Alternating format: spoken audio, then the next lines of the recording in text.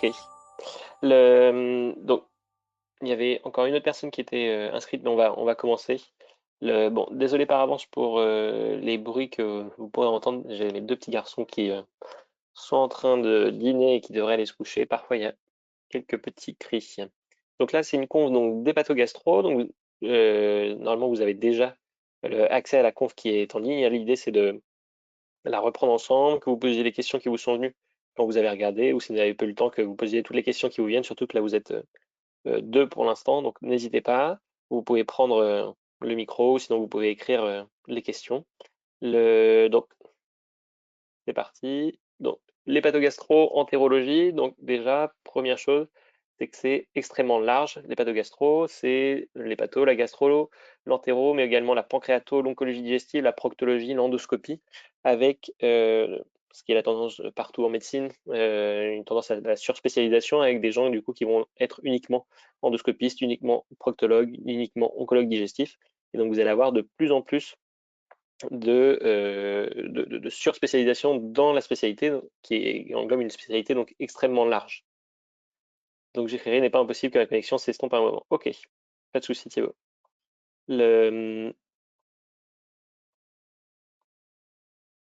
Donc et là, on va s'attaquer dans cette première conf à l'hépato et à la pancréato avec les principaux items que vous avez à maîtriser, des items extrêmement fréquents, tout médecin généraliste, tout urgentiste, tout réanimateur, tout interniste et bien sûr tout hépatogastro aura ces patients-là au quotidien. Et donc voilà, des notions très importantes à avoir pour tous ces patients. Voilà les différents items qu'on va aborder. Le code couleur, un code couleur assez classique. Les références utiles, donc il y a les collèges qui peuvent être utiles avec les référentiels qui sont faits, qui sont actualisés avec le référentiel du gastro qui a essayé de jouer le jeu avec les fiches LISA. Il y a très peu de recos HAS. Il y a un site qui est très intéressant, c'est le site de la FMC Gastro. C'est un site qui est alimenté par la Société nationale française de gastroentérologie. Vous pouvez vraiment vous y fier. Tout ce qui est écrit là-dedans est relu par des experts, voire écrit par des experts de chaque item. Et donc, même nous, quand on a des questions, on se réfère à ce qui est écrit sur ces pages web. Il y a les premières parties qui sont pour tout le monde. Et petit à petit, on rentre dans la spécialité, voire la surspécialisation avec le domaine de la recherche. Les recommandations d'Aveno, c'est pour tout ce qui va être en lien avec l'hypertension portale. Ça vaut pas le coup de les regarder dès maintenant, mais quand vous serez interne et quand vous serez un peu plus tard installé, ça vaudra le coup d'y jeter un coup d'œil quand vous avez des questions précises sur la gestion d'un patient qui a de l'hypertension portale. Donc le pôle, c'est pour vous entraîner en radiologie. La radiologie digestive, elle est quand même très vaste, très variée, parfois pas évidente, donc ça vaut le coup de vous entraîner là-dessus. Donc on va suivre un plan très simple. Donc on fait l'hépato, la pancréato, et il y aura un petit bonus si on a le temps avec de la procto. Donc c'est assez simple. C'est hépatite aiguë, hépatite chronique. On va aborder tout le champ de la cirrhose, de l'insuffisance hépatocellulaire et des complications qui peuvent survenir. Et enfin, la pancréato, c'est pancréatite aiguë, pancréatite chronique. Voilà, un plan assez simple, mais pour avoir des grandes idées dans ce champ de l'hépato et de la pancréato. Alors, on part sur un premier dossier. Donc, on a Monsieur B, 42 ans. Il n'a pas d'antécédent particulier, hormis un antécédent de cancer du foie chez son père. Il travaille dans un resto. Il pèse 80 kg pour 1m83. Il n'a jamais fumé. Il boit une bière de temps en temps le week-end avec ses amis. Et il vient à la consul pour une anomalie du bilan bio. Donc voilà sa bio. Donc son hémoglobine à 14, je vous ai pas remis toutes les normes ici, mais là on est OK. Leuco, plaquettes, VGM, tout est normal. On a par contre une perturbation du bilan hépatique avec une cytolyse. Donc avec la cytolyse, on l'a définie à partir de l'élévation des azates et des alates. On reviendra plus précisément sur cette notion un peu plus tard. Mais là, donc là, on a une cytolyse qui prédomine sur les alates, avec une cytolyse à 5 N sur les alates, et une cytolyse à un peu moins de 4 N sur les azates. On a une cholestase, donc la cholestase, c'est l'élévation concomitante des gamma-GT et des phosphatases alcalines. Et cette cholestase, à chaque fois, on doit savoir si elle est ictérique ou anictérique. Ça dépend de l'élévation de la bilirubine. Ici, la bilirubine totale est normale. Ionocréates normaux, simplement une gêne en hypocondre droit. Et donc là, quel est le bilan indispensable quel est l'élément indispensable du bilan biologique qui vous manque? Donc là, on est face à une perturbation du bilan hépatique. Qu'est-ce qui nous manque? C'est toujours la même chose. Quand vous raisonnez face à une situation clinique, vous devez savoir est-ce que c'est grave ou non. Ça va, euh, ça va être systématique, quelle que soit la pathologie, de rechercher les critères de gravité pour essayer d'orienter, de savoir le degré d'urgence que vous devez mettre dans la prise en charge de votre patient. Et donc là, l'élément du bilan biologique qui va vous dire si c'est une situation potentiellement grave ou pas, c'est bien évidemment effectivement le TP.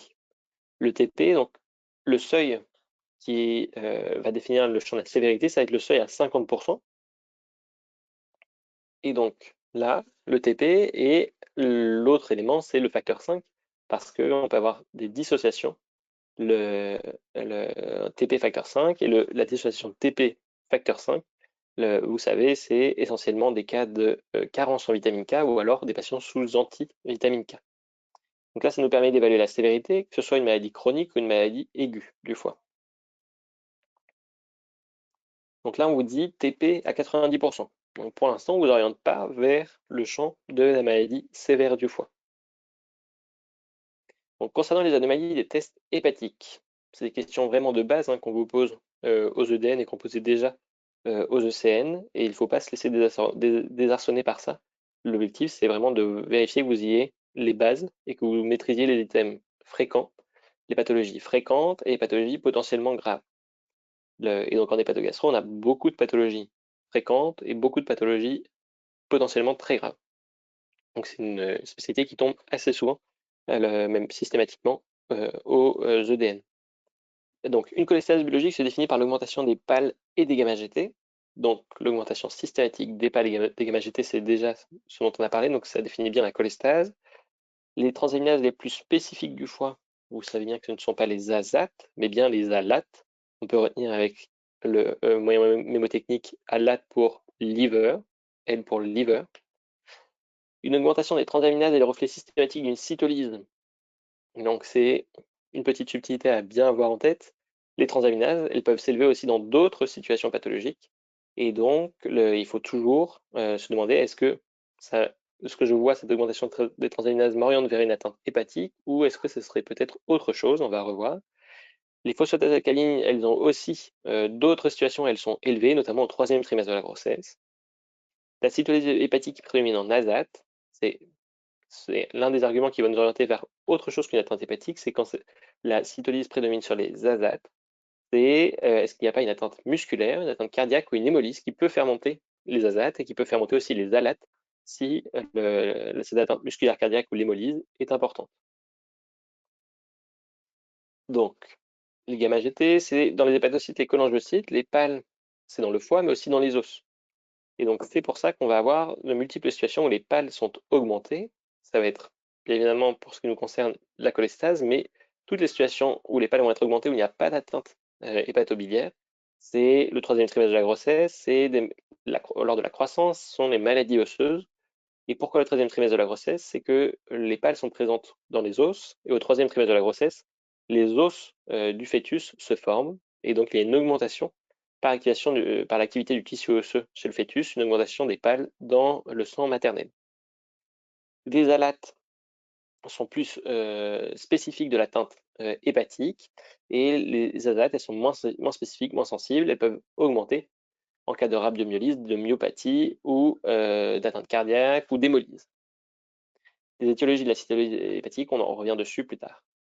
Quel bilan de première intention faut réaliser chez un patient qui présente une hépatite cytolytique?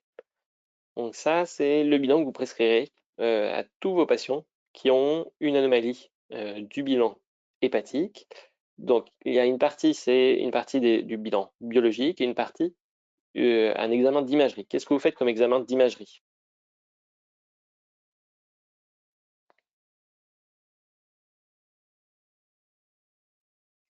Donc Donc l'examen d'imagerie, c'est une écho-hépatique, et c'est pas uniquement l'écho-hépatique, il faut noter autre chose sur votre prescription.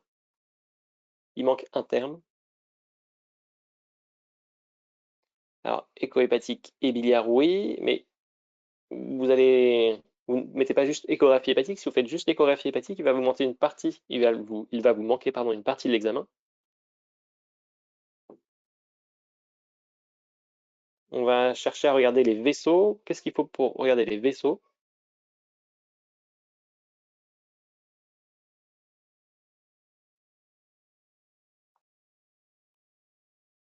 Pour regarder les vaisseaux, il va falloir préciser échographie Doppler hépatique.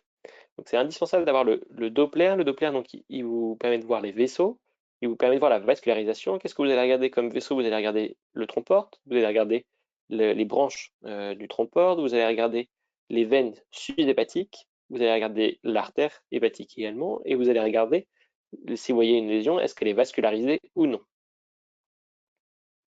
Et donc en bilan biologique, de quoi vous avez besoin? En bilan biologique, vous avez besoin de rechercher les virus, c'est le bilan standard, c'est de rechercher l'hépatite A. Pour l'hépatite A, il nous faut les IgM de l'hépatite A. Pour l'hépatite B, on va faire un dépistage un peu large. Il faudrait juste l'antigène HBS pour savoir si le patient a le VHB là actuellement qui réplique ou non. Mais on va faire un peu plus large. On va vérifier son statut vaccinal. Donc on va faire les anticorps anti-HBS, les anticorps anti-HBC pour savoir s'il a rencontré le VHB. Pour le VHC, si on est très aigu et qu'on suspecte le VHC, c'est quelqu'un qui a des conduites à risque, il faut faire la PCR. Mais si c'est sur une problématique un peu plus chronique ou un comportement à risque depuis très longtemps, la sérologie peut suffire. Et ensuite, l'hépatite E, qui est l'hépatite aiguë la plus fréquente en France, l'hépatite de cause virale. Donc, c'est les IgM VHE qu'il va falloir faire. Dans l'hépatite E, il y a une partie un peu particulière, c'est la population immunodéprimée. Et dans ce cas-là, il faut faire une PCR du virus de l'hépatite E. Donc, c'est le bilan systématique que vous prescrirez à tous vos patients qui ont une anomalie du bilan hépatique. Vous recevez les résultats du bilan bio, donc vous avez les IgM